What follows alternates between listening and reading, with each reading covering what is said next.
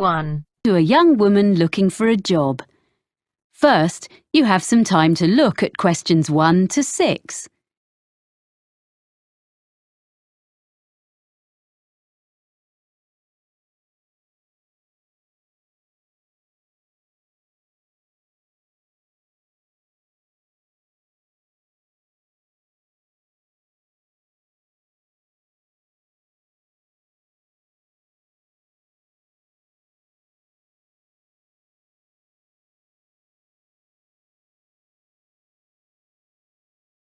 Listen carefully and answer questions 1 to 6.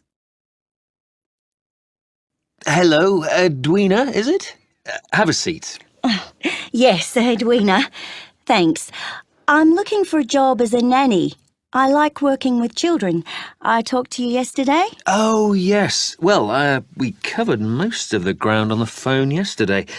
I've got a form I need to complete for my records. So, you're Edwina Riley, and how should we contact you? Oh, by email. I check it regularly. What's the address? It's Edwina, like my name, then R-I, the first 2 letters of my surname, at worldnet.com. EDWINARI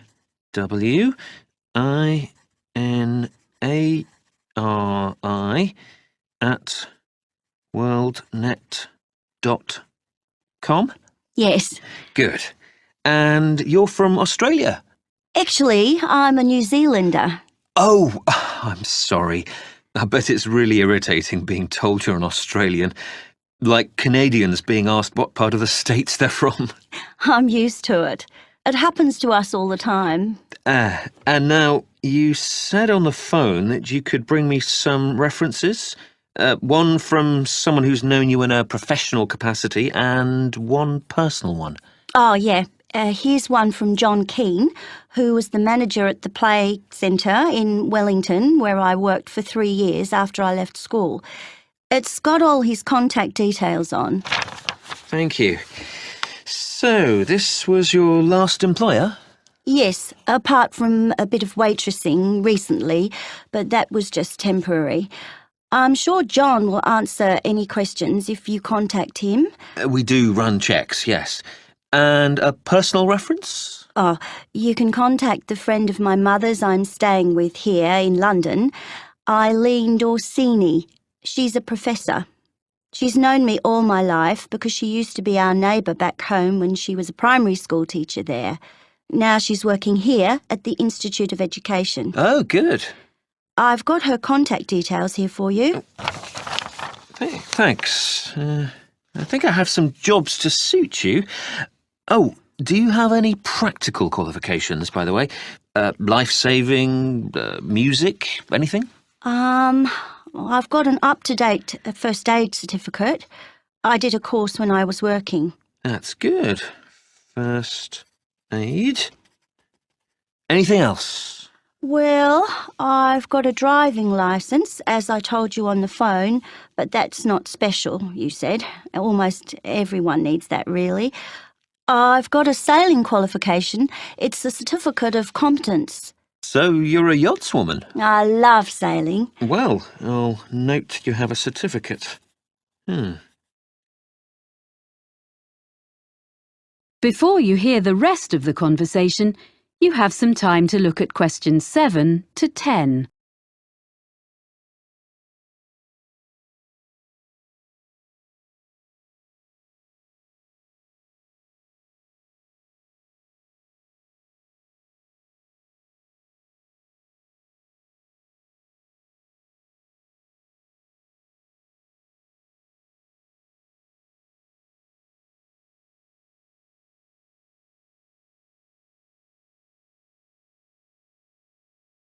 Now listen and answer questions 7 to 10.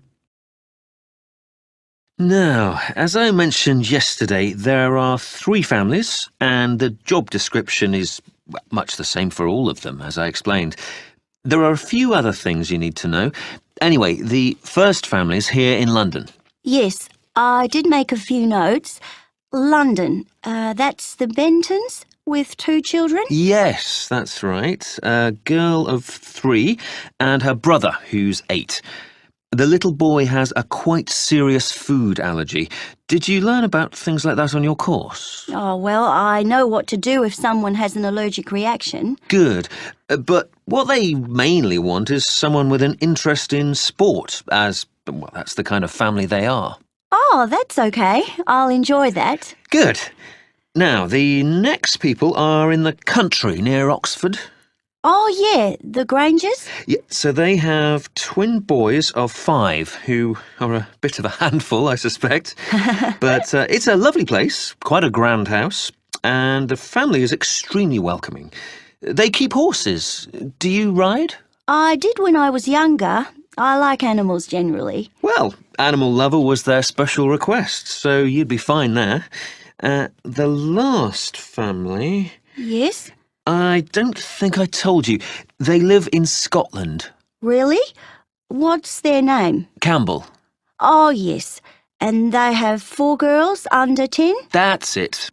They have a lovely city flat, and they own a small island. Wow! Actually, you might get on with them very well. They particularly wanted someone who would be prepared to cook when they go camping on the island. Camping would really suit me, and I'm used to taking my turn doing the food, but it is a long way from London. Yeah, well, you can think about it. Then, as soon as I've checked your references, we can arrange for you to talk to all of the families. Right. Thanks very much. Thank you. I'll email you as soon as I can. That is the end of part 1. You now have half a minute to check your answers.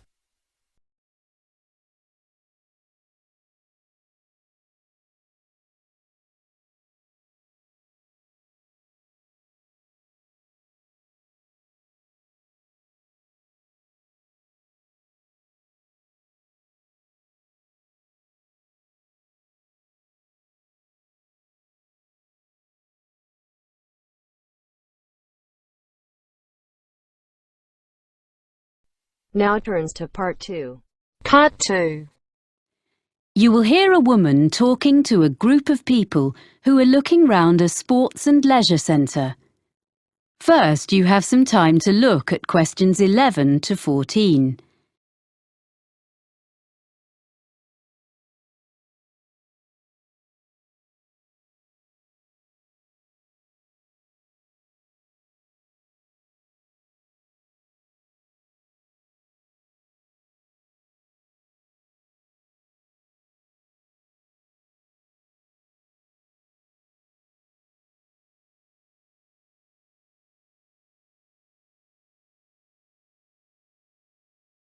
Now listen and answer questions 11 to 14.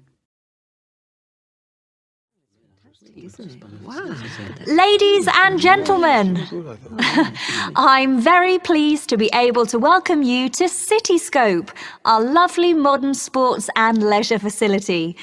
I've brought you up to the rooftop cafe on top of the stadium so that you can enjoy the view while I explain briefly what we have here and point out to you the major features of the site. Then we'll go round and have a look at ground level. Oh, that'd be interesting. I'm glad. We're extremely proud of this new facility. You see, when the project was first discussed, we expected that a multinational company would give us half our funding, and the central government grant would make up most of the rest, with a smaller contribution from local business. Well, we'd got quite far into the planning stage when the multinational pulled out, and both central and local government decided they couldn't afford anything. So, we ended up with a beautiful project, a small amount of sponsorship promised by local organisations, and nothing else. We thought we'd never build it, but at the last moment, we had an amazing donation of several £million from a national transport company, and that got us going again. And we managed to get all the rest from local fundraising. There's hardly a street in the city that hasn't made its contribution one way or another. So there's a true sense of local ownership here. So this is what we got. We wanted a new stadium because the 1950s football stadium is on the other side of town and is shortly due to be pulled down and built over. This site was the old airport, with some playing fields on one side of it and a few buildings from the 1930s when the airfield first opened. So, we were able to plan a new stadium with plenty of room for all the things people wanted. The playing fields have been upgraded and refenced, so they are now a set of top-quality outdoor pitches for amateur football, hockey and so on. We have both sports and other entertainments here. We want to encourage all kinds of people onto the site and hope some of them may come to use the cinema or the cafe and end up trying the fitness centre. These are all grouped together. The cafe is in the original 1930s passenger hall, and the architects have managed to retain some of the elegant style of the building. The other buildings, like the control tower, which would have made a great feature, and the aircraft hangars, which we had hoped might house the fitness centre, were unfortunately not structurally sound enough to preserve.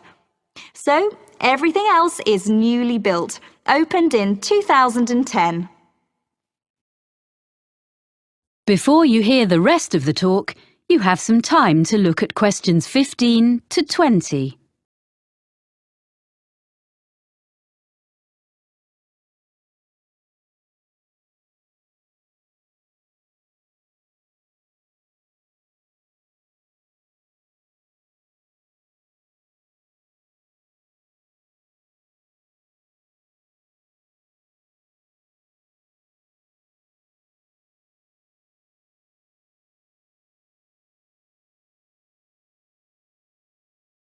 Now listen and answer questions 15 to 20. Right. Now, if you'd like to gather a little closer to the window, I'll point out the various buildings. We're at the highest point of the stadium here in the rooftop cafe, on the opposite side to the main entrance doors. On our left, you can see two buildings just beyond the end of the stadium. The closest one is the business centre, used for meetings and conferences and so on, which provides a good source of revenue for the upkeep of the sports facilities. And next to the business centre, the bigger building is the hotel, which is rented from us by an independent company.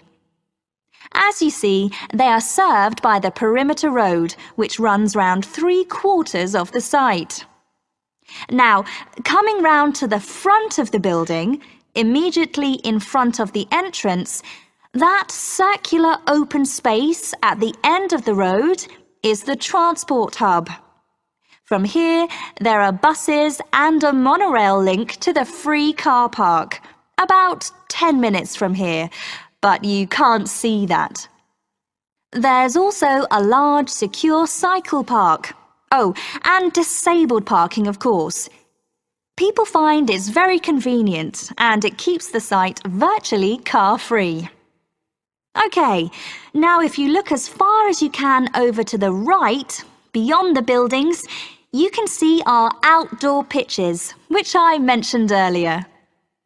Between the pitches and the entrance is a little kind of pedestrian plaza. Are you with me? OK, with the cinema in the building furthest away from us, next to the pitches. Then there's the 10-pin bowling between the cinema and the road. Near the far end of the perimeter road and between the mini roundabout and the pitches, there's our fitness centre with all kinds of equipment and a small pool and changing rooms for teams using the pitches. Then, joined onto the stadium, next to the entrance, is a range of small shops, which all specialise in sports equipment, clothes, shoes. They sell toys and so on as well, all that sort of thing. They seem to be doing well. As you see, the service road goes right round, but we keep the traffic and the pedestrians well apart. So it's all very relaxed round the plaza, popular with families. And just in front of the bowling is our lovely restaurant. You can see it from here. It's that building on the plaza between us and the bowling. It's open all day and in the evenings. There's quite a queue there at weekends, I'm pleased to say. So, now you've got the layout, we can go and have a closer look at everything. Oh, nice. That is the end of part 2. You now have half a minute to check your answers.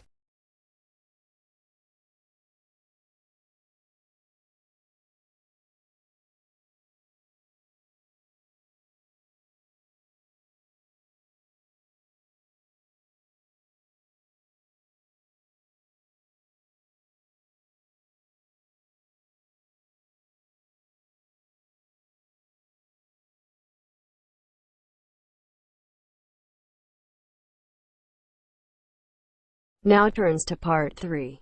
Part 3. You will hear two people called Chloe and Ivan talking about a business studies course. First, you have some time to look at questions 21 to 25.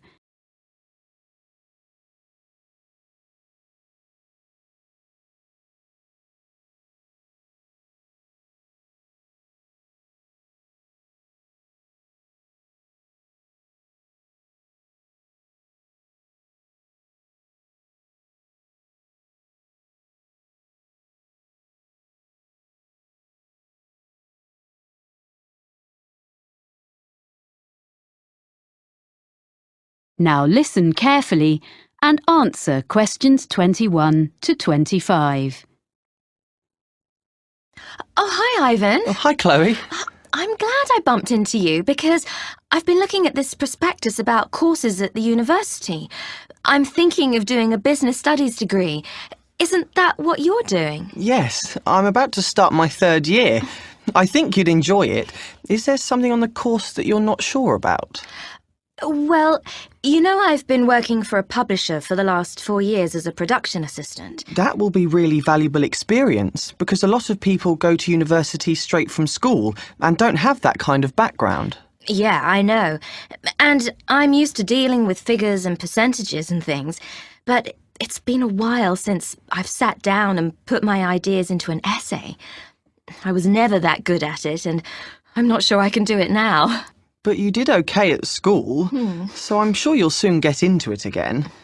I was worried about different things when I started, like if I'd be able to use all the computer programs. But you only really need the basics. You have to do a lot of presentations, and I thought that would be hard. But we'd actually had such a lot of practice at school, it was fine. But did you find writing essays easy? It was okay, but I was hopeless at getting them in by the deadline. And I was always late for lectures, so I had to work hard at that, and I tend to be early now. It's good that you've sorted yourself out before you go and get a job, or you might not have it very long. I think the course looks really interesting. It is. And it also gave me the chance to spend 6 months working in a local business last year. That's not so important for me, unless I could go abroad to use my foreign languages. But that doesn't seem to be on offer, which is a shame. What really appeals to me, though, is the idea of being assessed throughout the year. I think that's a much more productive way of learning, instead of everything being decided in an exam at the end. It's good for people like you who are hard-working all year round. You'll be spending all your time in the library. They've just expanded it too. That's good. Well, yes and no. They've made the study area bigger, but it means they've taken some of the magazines and periodicals away. So I think it was better as it was. The university's expanding all the time, and there are lots of new courses coming next year. Well, that's great news, isn't it? It means the college will have a better reputation, as more people will hear about it. So That's good for us. I agree, but they really need to add more lecture rooms, as we often have lectures in tiny rooms. Well, you obviously think overall it's a good place to do a degree. I should probably go and have a look round. Well, it's holidays now, and there's not much going on there. Oh, so it's probably not worth going in now. But you could email my tutor. I know he'd be happy to answer any questions. I can give you his email address. I looked at quite a lot of other universities and read loads of prospectuses, but I thought this one was the best. Before you hear the rest of the conversation, you have some time to look at questions 26 to 30.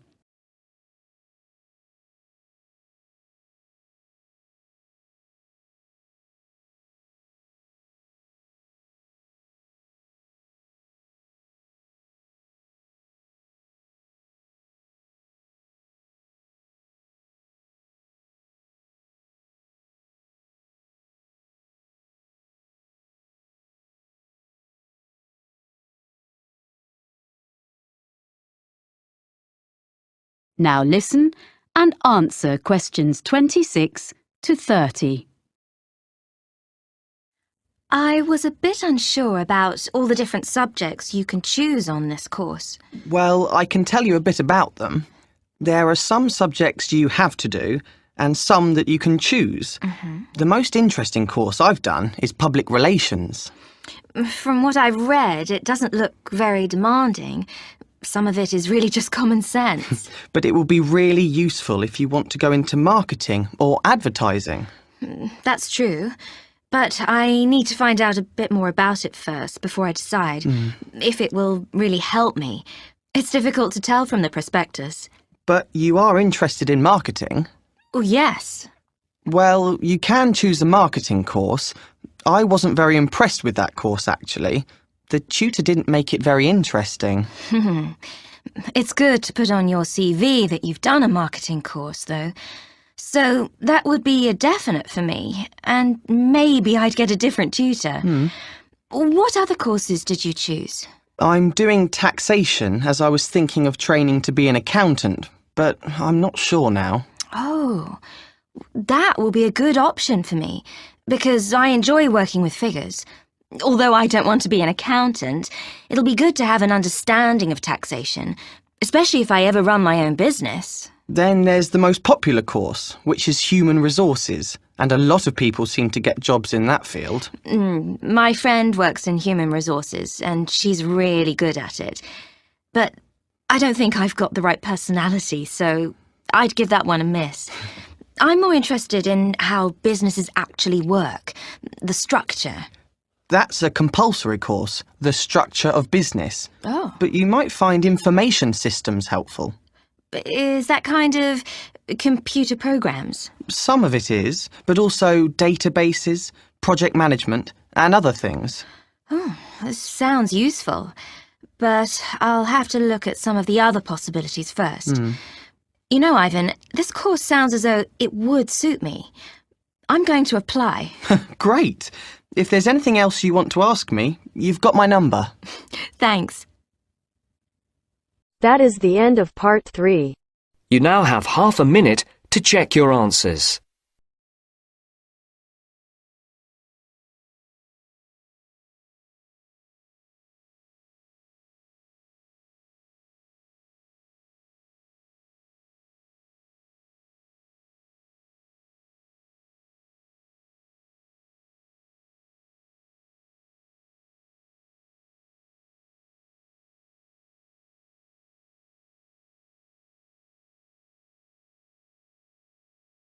Now turns to part 4.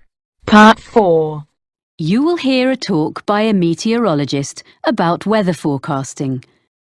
First, you have some time to look at questions 31 to 40.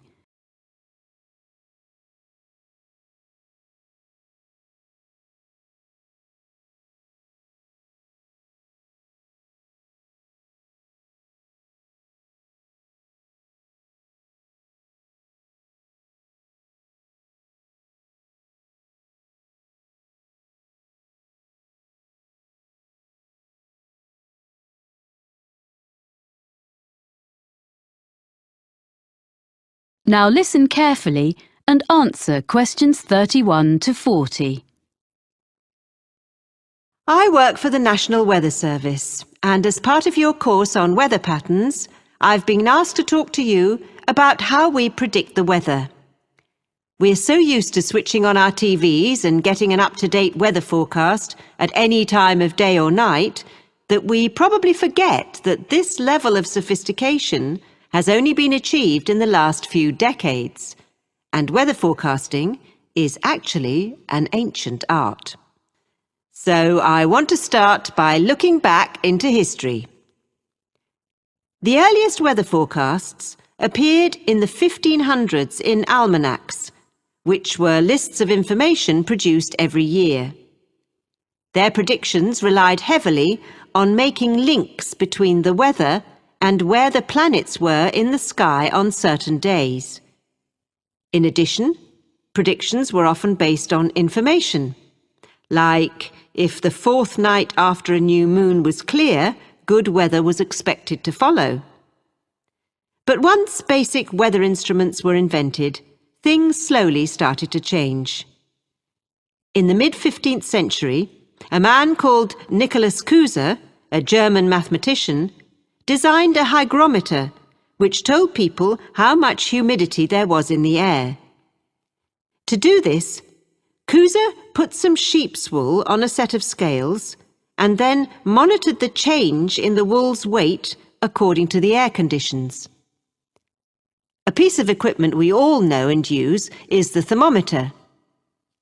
Changes in temperature couldn't really be measured until the Italian Galileo Galilei invented his thermometer in 1593. It wasn't like a modern-day thermometer because it had water inside it instead of mercury. In fact, it wasn't until 1714 that Gabriel Fahrenheit invented the first mercury thermometer. In 1643, another Italian, called Evangelista Torricelli, invented the first barometer, which measured atmospheric pressure. This was another big step forward in more accurate weather predicting.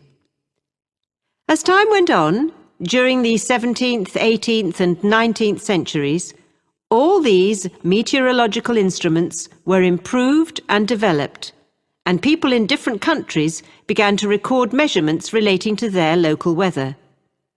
However, in those days it was very difficult to send records from one part of the world to another, so it wasn't possible for them to share their information until the electric telegraph became more widespread. This meant that weather observations could be sent on a regular basis to and from different countries. By the 1860s, therefore, weather forecasts were becoming more common and accurate because they were based on observations taken at the same time over a wide area. In 1863, France started publishing weather maps each day. This hadn't been done before, and other nations soon followed. So that was the start of national weather forecasting. And I'll now tell you how we at the National Weather Centre get the information we need to produce a forecast.